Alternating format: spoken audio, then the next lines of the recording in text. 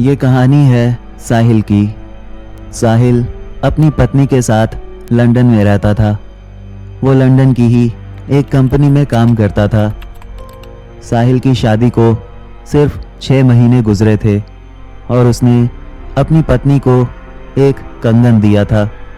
उसने बताया था कि यह कंगन बहुत पुराना है, हमारे दादा परदादा के ज़माने का, इसलिए इसे हमेशा अपने पास रखना। जब हमारे बच्चे बड़े हो जाएंगे तब ये कंगन तुम उन्हें दे देना और ये इसी तरह आगे बढ़ता रहेगा। साहिल की पत्नी ने उस कंगन को पहन लिया और कहा कि मैं इसे हमेशा संभाल कर रखूंगी। कुछ दिन गुजर गए और साहिल को कंपनी के किसी काम से इंडिया जाना था। हालांकि साहिल इंडिया का ही रहने वाला था और उसके पास इंडिया में रहने के लिए एक बड़ा सा घर था जो हमेशा बंद रहता था। वो काफ़ी पुराने ज़माने का घर था। साहिल अपनी पत्नी के साथ इंडिया चला आया और वो दोनों उस घर में रहने लगे। शुरुआत के कुछ दिन बहुत अच्छे गुजरे। साहिल और उसकी पत्नी को उस घर में काफ़ी अच्छा लग रहा था, लेकिन धीरे धीरे वक्त बदलता गया। साहिल की पत्नी को उस घर में कुछ अजीब सा लगता था। उसे ऐसा एहसास होता था जैसे इस घर में उन दोनों के अलावा कोई और भी रहता हो। एक रात साहिल की पत्नी सो रही थी और अचानक उसकी आंख खुली। रात के 2 बज रहे थे। वो किचन में पानी पीने के लिए गई और वहाँ पर उसे एक अजीब सी परछाई दिखाई दी। उसे देखकर साहिल की पत्नी बहुत ज़्यादा डर गई थी। वो आगे बढ़ी और उस कमरे में गई जहाँ से परछाई आ रही थी, लेकिन उस कमरे में कोई नहीं था। वो कमरा बिल्कुल खाली था। ये बात साहिल की पत्नी को और ज़्यादा अजीब लगी, पर उसने इस बात को नज़रअंदाज कर दिया और वापस अपने कमरे में जाकर सो गई। अगले दिन रात के वक्त जब साहिल की पत्नी सो रही थी तो उसे कुछ अजीब सी आवाज़ें सुनाई देने लगी, जैसे पूरे घर में कोई इधर उधर दौड़ रहा हो या चीज़ें फेंक रहा हो। उसने साहिल को जगाया और उससे पूछा कि क्या तुम्हें किसी तरह की कोई आवाज़ सुनाई दे रही है? साहिल ने जवाब दिया, नहीं, मुझे कोई आवाज़ सुनाई नहीं दे रही है। तुम भी सो जाओ, तुम खामखा परेशान हो जाती हो। साहिल की पत्नी ने इस बात को नज़रअंदाज कर दिया, लेकिन कुछ देर के बाद ये आवाज़ें उसे फिर से सुनाई देने लगी। वो अपने कमरे से बाहर निकली। उसने यहाँ वहाँ कई जगह देखा पर कुछ नहीं दिखाई दिया। वो वापस जाकर अपने कमरे में चुपचाप सो गई। अगले दिन साहिल ऑफिस के किसी काम से दूसरे शहर गया था। उसने अपनी पत्नी से कहा था कि उसे 1 या 2 दिन लग जाएगा। साहिल की पत्नी को उस बड़े से घर में अकेले रहना था। वो थोड़ा घबरा रही थी, पर उसने सोचा कि बस 1 दिन की ही तो बात है। वो आराम से घर में रात के वक्त टीवी देख रही थी और कुछ देर बाद उसे नींद आ गई। अचानक कमरे का दरवाज़ा कोई ज़ोर ज़ोर से पीटने लगा।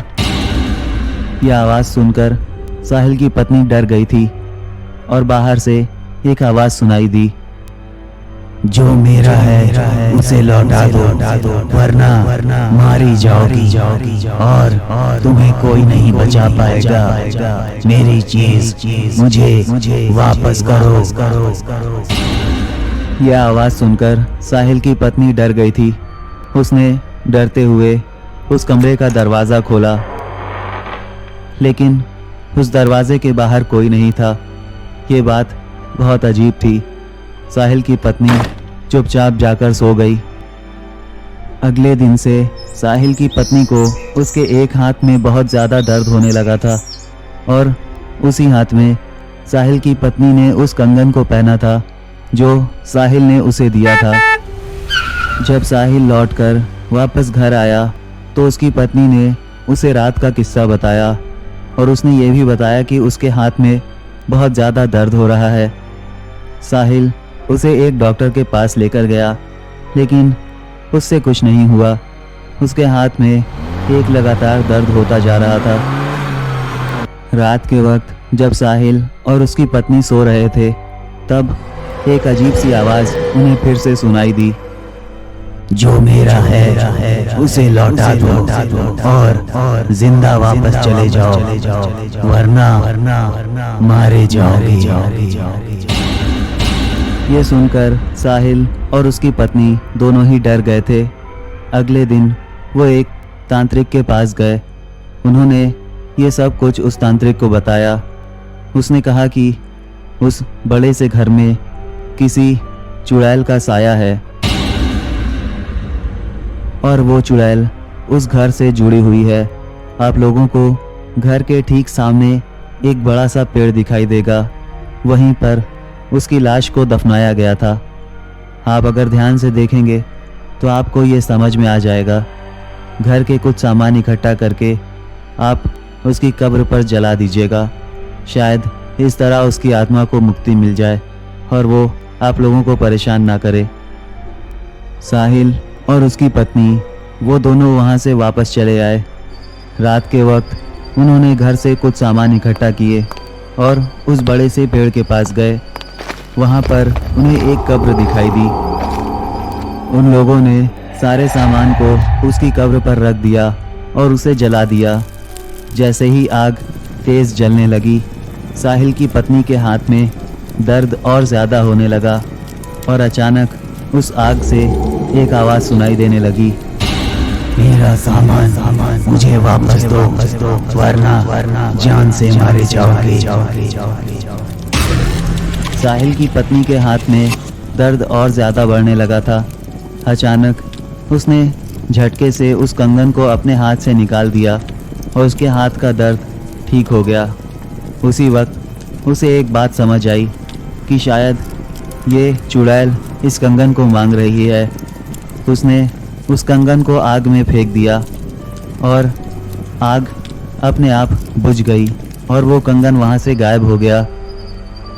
ये बात साहिल और उसकी पत्नी को समझ में नहीं आई, लेकिन साहिल की पत्नी के हाथ का दर्द ठीक हो गया था।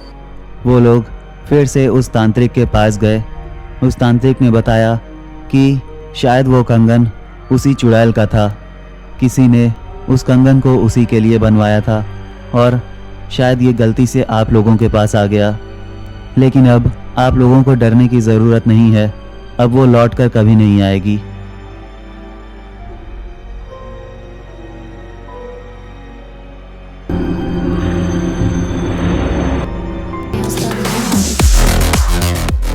हाय एवरीवन, उम्मीद है कि वीडियो पसंद आया होगा और अगर पसंद आया है तो प्लीज़ वीडियो को लाइक करो और शेयर करो। और अगर आप नए हो तो सब्सक्राइब कर लेना, साथ ही साथ नोटिफिकेशन बेल को भी दबा लेना, जिससे कि मेरा वीडियो आते ही तुम्हें फ़ौरन पता चल जाए।